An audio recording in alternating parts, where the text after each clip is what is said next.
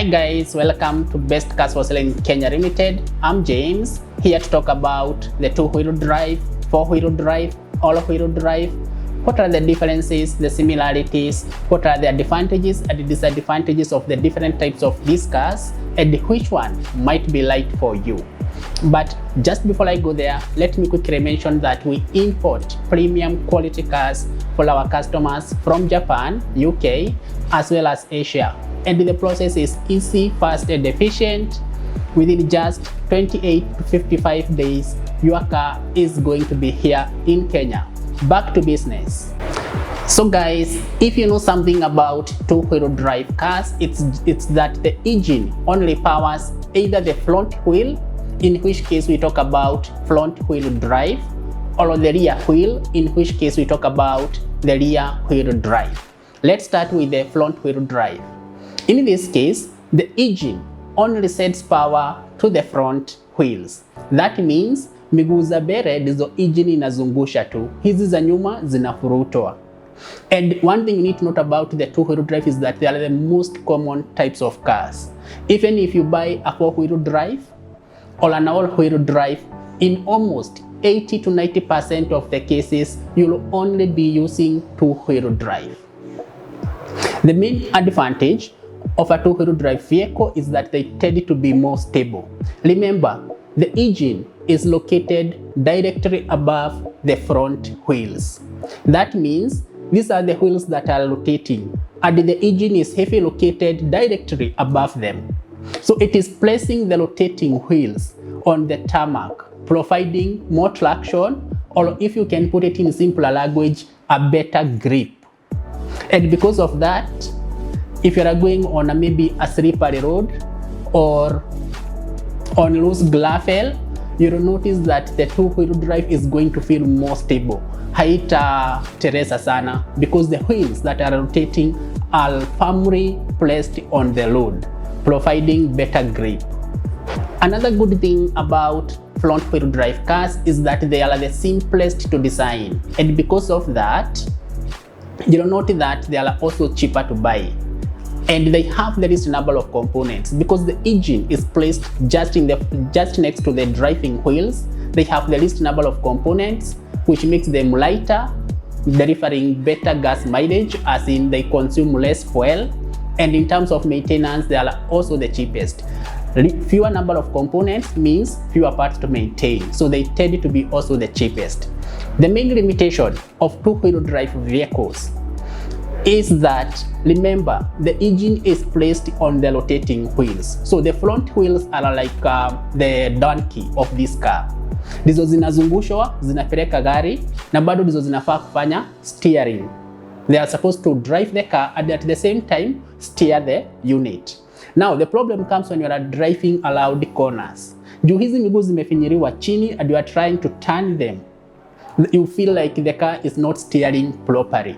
As in maneuvering a two-wheel drive around the corners or turns, you don't notice a big difference compared to the rear-wheel drive vehicles. And remember, in the rear-wheel drive vehicles, engine iko kwa hizi miguu za mbele, lakini the engine is only powering the rear wheels. So the front wheel only steer the car. But in a two-wheel drive, the front wheels have two duties. One, they are rotating the car. They are rotating, which means they are the ones moving the car, and they are also the same. You are supposed to use to steer the car, and because of that, two-wheel drive cars don't handle properly. If you are taking corners, beating turns, you will feel there is a struggle compared to rear-wheel drive vehicles. So guys, let us now look at the rear-wheel drive vehicles, and these guys are the oldest type of car. They date back to around 1855 when a guy called Carl Benz invented the first unit. The first ever car was invented by Carl Benz in 1855, and it was a rear-wheel drive vehicles. Now, rear-wheel drive vehicles are exactly the opposite of front-wheel drive vehicles. In this case, the engine only sends power to the rear wheels. They are the ones that rotate and move the car forward. Miguu za mbele zinasukumwa tu, they are not rotating. The main advantage of rear-wheel drive vehicles is that they steer much better. If you are driving around the turns, around the corners, and you are using a rear-wheel drive vehicle, you will notice it handles way better than a front-wheel drive vehicle. And the reason for this is engine iko mbele na miguu za mbele, they are only maneuvering the car allowed.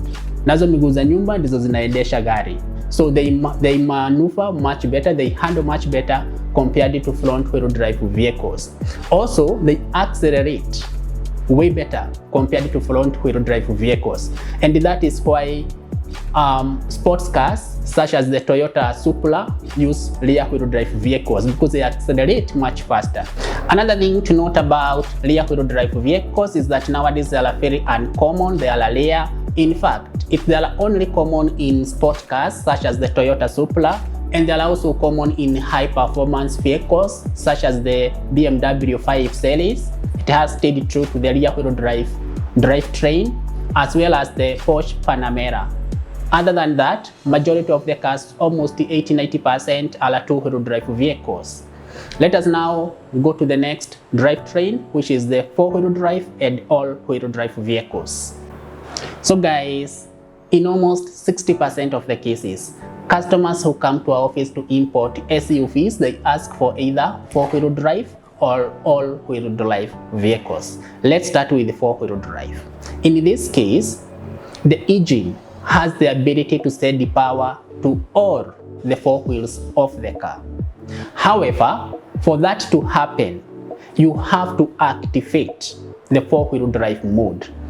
That means in all other cases, a four-wheel drive vehicle will be a two-wheel drive until you manually activate the four-wheel drive. And you do this by pressing a switch, pulling a lever, or something similar, but you have to manually activate the four-wheel drive mode. A four-wheel drive vehicle will always be two-wheel drive until you manually activate the four-wheel drive mode. Another good thing about this unit is that they come with very high ground clearance, as well as two types of gear. They come with a low gear for when you are going through very muddy places, loose gravel, and also a high gear for when maybe you are driving on just slippery road or slightly less gravel, or trying to navigate a slight hill or something like that. Those are the two distinguishing factors of four-wheel drive. One, they are always two-wheel drive until you manually activate the four-wheel drive mode. Second, they come with the two gears. A low gear for navigating very muddy situation, very tough places to get along that other cars cannot. Now, let us look at the all-wheel drive so that you understand the difference between all-wheel drive and four-wheel drive cars. So guys, about all-wheel drive cars, in this case, just like in four-wheel drive cars, the engine has the ability to send power to all four wheels of the car. However, you don't manually activate the four-wheel drive mode in all-wheel drive cars. The engine allowed the wheels has sensors, and those sensors are the ones that check the condition. If they notice a specific wheel is not getting enough traction or enough grip on the load, they send a signal to the car computer, and the car computer will now automatically activate the four-wheel drive mode. There are also all-wheel drive cars that are permanently all-wheel drive. These units are usually better option if you live in a place that is mostly snowing or a place that is always slippery. In that case, you can consider a full-time all-wheel drive vehicle. Others are like how I have explained. They are a part-time two-wheel drive, but the engine itself has sensors that automatically triggers the four-wheel drive mode based on the driving condition. Another big difference between four-wheel drive vehicles and the all-wheel drive vehicles is that four-wheel drive vehicles will normally come with a high ground clearance. So they are the best option if you are going to be going seriously off-roading. That means you are going to places that are very rough, very slippery, very muddy places. You need a four-wheel drive vehicle because they come with high ground clearance. That means the space between the cloud and the hood of the car. In four-wheel drive, it is usually very high compared to all-wheel drive vehicles. Another distinguishing factor between four-wheel drive vehicles and the all-wheel drive vehicles is that four-wheel drive vehicles comes with two types of gears when on four-wheel drive mode. A low gear for very tough conditions, as well as a high gear for slightly tough conditions, maybe just a slippery road or a loose glove or slightly loose gravel, okay? However, all-wheel drive vehicles only have one driving mode, and they are only ideal for slightly tough conditions like slightly snowing conditions, slight offloading. They are not as good when it comes to offloading as four-wheel drive vehicles. Guys, that is it about two-wheel drive cars, four-wheel drive cars, and all-wheel drive units. In most of the cases, most of the people, you only need a front-wheel drive vehicle because it's easier to buy, easier to maintain, best fuel economy. Other than that, from me, thank you so much. Thank you for watching. I'm waiting for your business. We import cars and we do an awesome job. Import with us, you'll have the best deal possible. Why pay more when you can pay less? Thank you so much. Bye bye.